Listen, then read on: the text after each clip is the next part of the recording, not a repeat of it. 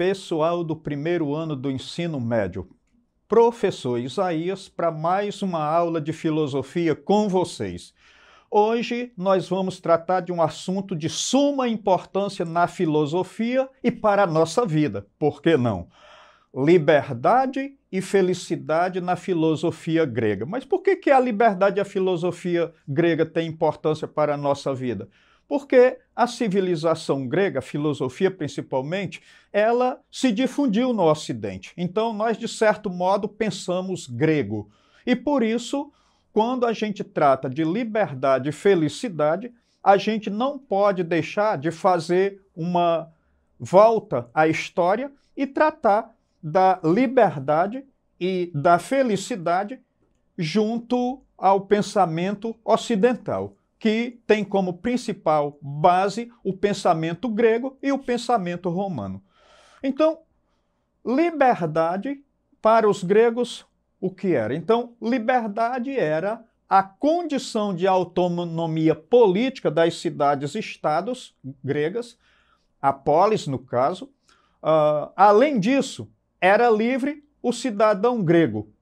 Por que livre? Porque ele era munido de seus direitos políticos em contraposição ao escravo que não possuía direito algum, nem controle da sua própria vida. Então, quem é que podia ser chamado de cidadão? O eupátrida. Eu, em grego, significa bom ou boa e pátria significa família. Então, na verdade, os bem-nascidos. Aquele tinha cidadania e, portanto, também tinha liberdade. E, portanto, era possível que quem usufruía de liberdade pudesse ser mais feliz. Então, no campo religioso, a ideia de liberdade opõe-se à crença no destino, situação na qual tudo está pré-estabelecido por forças cegas, entre aspas, pelos deuses. Os gregos tinham deuses antropomórficos. O que significa isso? Que os deuses tinham forma humana. Então, se os deuses são parecidos com os homens, a gente precisa fazer as perguntas em profundidade para os homens mesmo.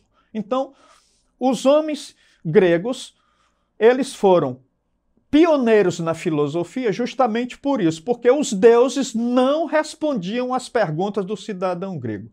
Para nós não, a gente pergunta o que é a peste negra. Na Idade Média se explicou, o cristianismo explicou que a peste negra era castigo de Deus pela ira divina. Os gregos não acreditavam nessas coisas, então tudo deve ter uma causa natural e nós devemos procurar entre os homens essas causas, porque os deuses não podem nos dar os resultados esperados em relação à explicação das coisas e à resolução dos problemas. Então isso é fundamental, então, que se tenha liberdade para se fazer isso. Então, outra coisa que também é interessante é que as cidades-estados eram livres porque a Grécia era composta por mais de 2.000 ilhas, além daqueles povos que foram conquistados e além do continente. E cada uma tinha a sua constituição, ou seja, cada uma tinha o seu alto grau de liberdade. As duas coisas que unia era a religião, que era politeísta e antropomórfica, e outra coisa que também unia era a língua falada.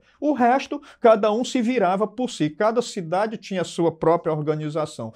Então, nesse aspecto, nós precisamos também entender outra coisa importante. Em grego, a felicidade se diz eudaimonia. Como eu já falei em grego, eu significa bom ou boa.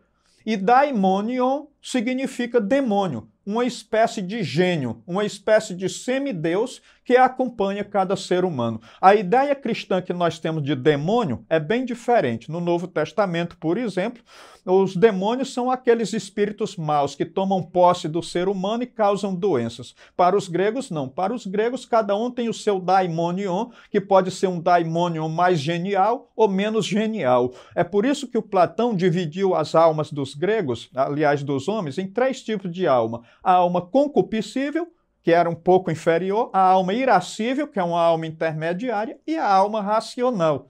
Então, nesse aspecto, há uma diferença de alma, porque nós também, segundo o pensamento inclusive de Sócrates, cada um tem o seu daimonion, que nós convencionamos chamar no cristianismo demônio, mas só que os demônios no cristianismo, a eles é atribuída uma força do mal. Para os gregos, não. Aliás, essa concepção de demônio, ela vai surgir com os gregos e não é essa concepção negativa que nós temos no cristianismo. Por outro lado, para Sócrates e Platão, e também até Aristóteles, a liberdade e a felicidade estavam ligadas à vida ética.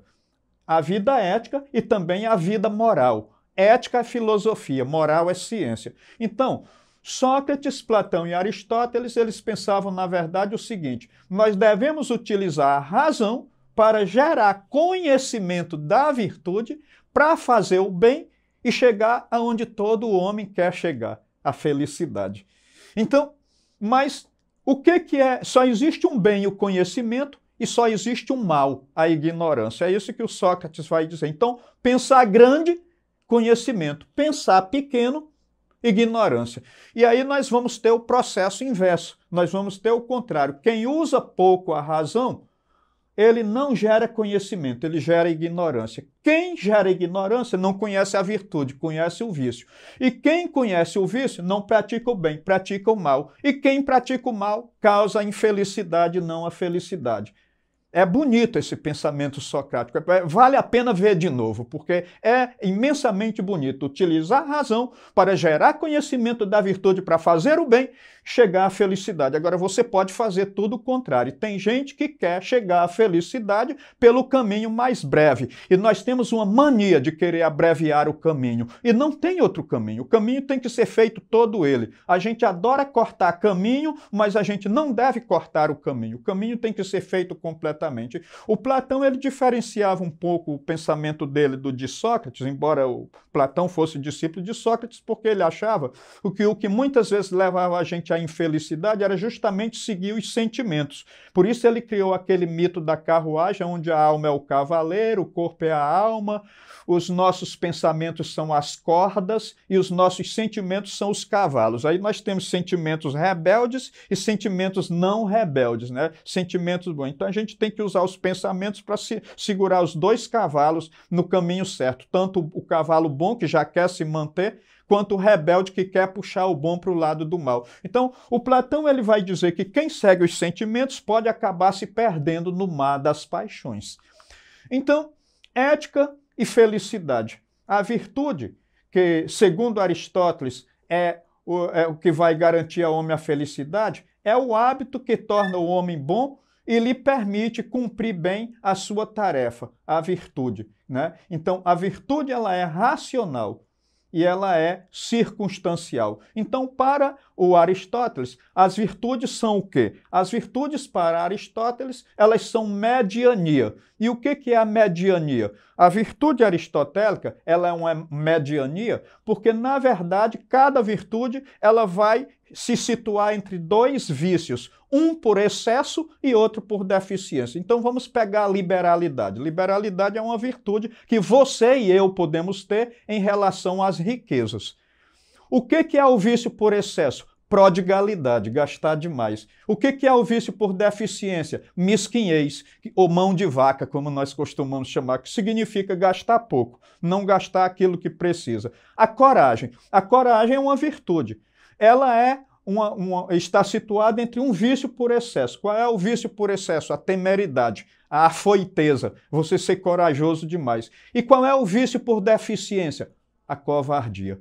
Então, ele vai dizer que a virtude é sempre um meio termo entre dois vícios, sendo um vício por excesso e outro por deficiência. Agora, para Aristóteles, para mim também, a virtude ela só pode ser aprimorada pelo hábito. A gente tem que fazer aprendendo e aprendendo fazendo. Não adianta eu querer ser verdadeiro se eu fico falando a mentira. Eu tenho que treinar falar a verdade para me tornar um dia uma pessoa que só sabe falar a verdade. Então, esse é o pensamento de Aristóteles. Agora, nós vamos ter outras correntes filosóficas que vão tratar da questão da felicidade e da liberdade. A primeira delas, que é a filosofia helenística, é o cinismo, que vai ter o Diógenes como maior representante, mas vai ter o Antístenes como fundador. Antístenes era discípulo de Sócrates. O Diógenes dizia o seguinte, que nós precisamos levar uma vida de cachorro. Por isso é que ele era chamado de Diógenes o cão. Vida simples, em harmonia com a natureza, de conformidade com os instintos humanos. E o que é apatia? Não querer honra, glória, riqueza, poder, dinheiro, prestígio e fama, porque nada disso traz a felicidade.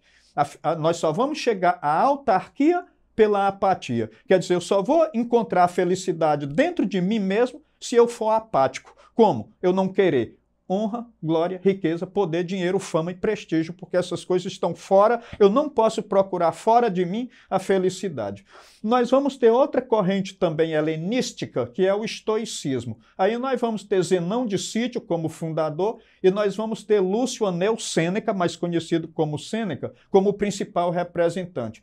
Eles vão ensinar uma vida contemplativa, justamente para levar o homem à liberdade e à felicidade. Então, o ser humano é uma miniatura do universo. É a primeira grande escola filosófica da antiga Grécia que vai valorizar a mulher, porque vai dizer que ela também é uma miniatura do universo. Então, a mulher ela vai ter muito valor para a escola estoica. Então, o ser humano é uma miniatura do universo e pela ataraxia é que nós podemos chegar à autarquia. O que é a ataraxia? É um estado de paz que ninguém pode abalar. Você imagina, eu estava ficando viúvo e eu estava indo para o colégio dar aula. Quer dizer, eu tinha que encontrar paz para trabalhar, não obstante as situações adversas que estavam acontecendo comigo. Isso é ataraxia. É ter a capacidade de viver em paz, por mais que a vida seja dura, por mais que a vida seja sofrida e constrangedora.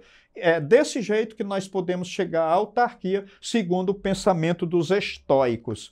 Finalmente, nós temos o pensamento de Epicuro. O epicurismo é a terceira corrente que vai dizer que a virtude não deve levar a gente à felicidade, mas ao prazer. Então, nós devemos buscar o prazer e evitar a dor. Só devemos aceitar uma dor quando ela tiver consequências prazerosas. E devemos rejeitar qualquer prazer que traga consequências dolorosas, né? Então eu posso ter o prazer hoje de sair sem máscara na rua, mas eu posso pegar a Covid-19, será que vale a pena? Então, aí ele vai ensinar nesse momento que a aponia deve ser praticada. O que é a aponia? A ausência de dor do corpo. É por isso que a gente toma Dorflex quando está com dor de cabeça, né? A gente quer evitar as dores do corpo, a aponia.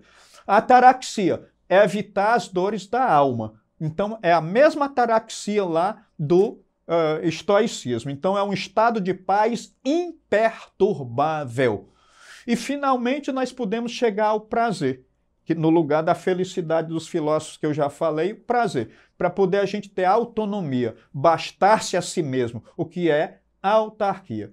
Aí ele vai ensinar 5 farmacon para evitar ou para curar os males da alma. Isso aqui é grave porque tem muita gente que fica ateu com isso aí.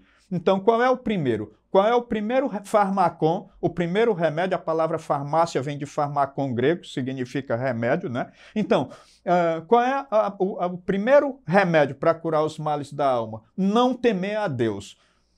Por quê? Porque Deus não vai fazer nada por você, nem contra, nem a favor. Aliás, ele diz que Deus não está nem aí para a situação dos homens. Deus ele só existe para ser imitado, porque ele não está interessado pela vida do homem, nem para castigar, e nem para salvar, e nem para premiar. Então, você vai começar a curar os males, porque você sabe que você depende de você e de quem pode te ajudar. Qual é o segundo remédio? Não temer a morte. Aí eu vou dizer a frase dele. Quando nós somos, ela não é, e quando ela é, nós não somos. Ou seja, ele vai dizer que nós nunca vamos nos encontrar com a morte porque ela é simplesmente a ausência de sensibilidade, dor e prazer. Com a morte eu deixo de sentir dor e deixo de sentir prazer. Então, qual é o terceiro remédio? Não ter medo do além, porque você não vai nem para o céu nem para o inferno, segundo Epicuro. A alma morre primeiro do que o corpo, porque ele era atomista e achava que a alma é feita de átomo leve. É o único filósofo que acredita que a alma morre primeiro do que o corpo. Porque tem filósofo que acredita que quando o corpo morre, a alma não morre, e tem filósofo que acredita que a alma morre junto com o corpo. O Epicuro acreditava que a alma morre primeiro. Depois é que o corpo começa a morrer. Então, nós não temos que ter medo nem do céu nem do inferno, segundo ele, porque isso não existe. Aí a gente fica iludido, preocupado, né? Quarto remédio, saber escolher bem os prazeres. Eu vou dizer a frase dele. O prazer, quando bem escolhido, está ao alcance de todos. E o quinto, que eu não levo muito em consideração, é entender que o mal é suportável ou dura pouco. Será? Tem mal que dura muito e tem mal que te mata, né? Mas ele diz que o mal é suportável, dura pouco. E eu não estou aqui para falar de mim, eu estou aqui para falar dele. Então agora, nós temos aqui uma coisinha para a gente exercitar. Então, para os antigos gregos, a liberdade era fundamental para que os seres humanos pudessem chegar à felicidade. No entanto, a felicidade só dependia de ser, só podia ser decorrente da virtude. Segundo Aristóteles, a virtude consistia na exaustão de uma boa atitude, isso era mais para Sócrates e Platão. A virtude não podia ser um meio termo entre dois vícios, pelo contrário, podia ser entre dois vícios. Aí nós temos uma letra a mais, mas vocês desconsiderem. A virtude era mediania aprimorada pelo hábito? Sim. Então, a liberdade e a felicidade eram decorrentes do prazer? Isso aí é para Epicuro. A liberdade e a felicidade eram provenientes da fé? Isso aí é para Santo Agostinho e Santo Tomás de Aquino. Então, qual é a resposta certa que nós temos aí? A virtude era uma mediania que podia ser aprimorada pelo hábito. Então, eu tenho aí uma indicação de artigo para vocês lerem, a concepção de felicidade em Aristóteles, né? Em Aristóteles, Brasil Escola. Está aí o endereço eletrônico, e aí nós temos duas questões que você pode responder e posteriormente apresentar ao seu professor. Então, qual era o conceito de virtude que Aristóteles herdou de Sócrates e Platão, para os quais um homem deve ser senhor de si e tendo autocontrole? E a segunda questão para Aristóteles, quais são as qualidades do caráter que podem ajudar o homem a ver os extremos e buscar a justa medida. Feito isso, de conformidade com a agenda, calendário da escola e as nossas possibilidades daqui para frente, você apresenta ao seu professor. Não deixe de visitar nossa plataforma, que vai ter os conteúdos, atividades ligadas à filosofia e a outras disciplinas. Muito obrigado e até breve.